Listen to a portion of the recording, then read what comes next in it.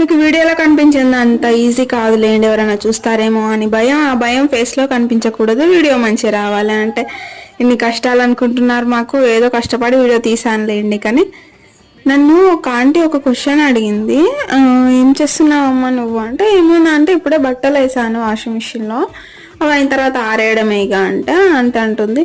అయ్యో, వాషింగ్ మిషన్లో బట్టలు వేయడం కూడా ఒక పనేనా అమ్మ అంటుంది. అంటే మీకు ఒక విషయం చెప్పాలి, వాషింగ్ మిషన్లో బట్టలు వేస్తాము కానీ తీసి ఆరేయడము మడత పెట్టి ఇంట్లో పెట్టడం మాత్రం వాషింగ్ మిషన్ చేయదు కదా, అవి మనమే చేయాలి కదా.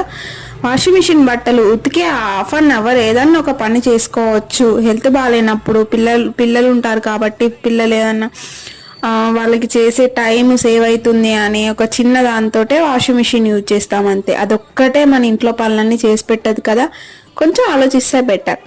ఓకేనా? మళ్ళీ ఇంకొక మినీ వ్లాగ్తో రేపు కలుద్దాం. Okay, bye, thank